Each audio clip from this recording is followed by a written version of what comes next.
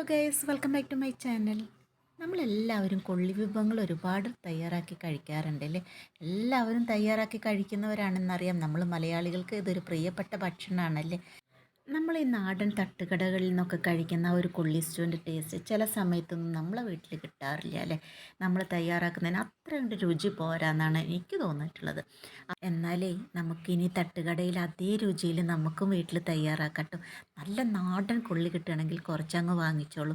അത് നന്നായിട്ട് വെട്ടി വൃത്തിയാക്കി കഴുകിയതിന് ശേഷം നമുക്കത് ഒരു ചട്ടിയിലേക്ക് ഇട്ടതിന് ശേഷം ആവശ്യത്തിനൊപ്പം അര ഗ്ലാസ് വെള്ളവും ഒഴിച്ചു കൊടുത്തിട്ട് നന്നായിട്ടൊന്ന് വേവിക്കാട്ടോ.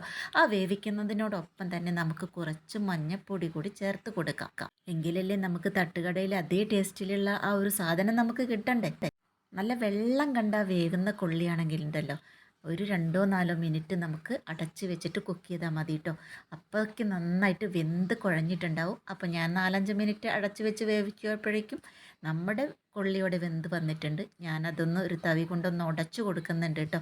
നന്നായിട്ടൊന്ന് ഉടച്ചു കൊടുത്ത ശേഷം നമുക്കിതൊന്ന് കടുക് പൊട്ടിക്കണ്ടേ. അപ്പോൾ ഞാനൊരു തവ വെച്ചിട്ട് നന്നായിട്ട് വെളിച്ചെണ്ണ ചൂടായതിന് ശേഷം അതിലേക്ക് കുറച്ച് കടുക് ഇട്ട് കൊടുക്കുക. അപ്പോഴേ എല്ലാം പറഞ്ഞു വന്നപ്പോഴേ ഒരു കാര്യം പറയാൻ മറന്നു.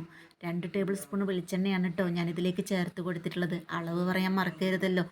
ഇനി അത് ചൂടായിട്ട് കടുകൊക്കെ പൊട്ടിയതിന് ശേഷം നമ്മളിതിലേക്ക് കട്ട് ചെയ്ത് വെച്ചിട്ടുള്ള 2-3 പച്ചമുളക് കട്ട് ചെയ്ത് വെച്ചതും അതുപോലെ തന്നെ 2-3 വറ്റൽമുളക് കട്ട് ചെയ്തതും കുറച്ച് നല്ല ഫ്രഷ് കറിവേപ്പിലയും കൂടിയിട്ട് ഒന്നിട്ട് കൊടുത്തിട്ട് നന്നായിട്ടൊന്ന് മൂപ്പിച്ച ശേഷം നമുക്ക് ഈ കൊള്ളി വേവിച്ച് വെച്ചതിലേക്ക് ഒഴിച്ചു കൊടുക്കാന്നേ.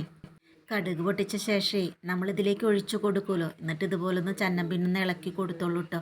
എന്നിട്ട് നമുക്കിതിൻ്റെ മൂടി കൊണ്ട് തന്നെ അടച്ചു വെച്ച് കൊടുക്കാം. സെർവ് ചെയ്യണ സമയത്തേ നമ്മളിത് തുറന്നു നോക്കുമ്പോൾ ഒരു സ്മെല്ല് വരാനുണ്ട്. എൻ്റെ അമ്മേ, പറയാതെ വയ്യ, അടിപൊളിയാണെന്നേ.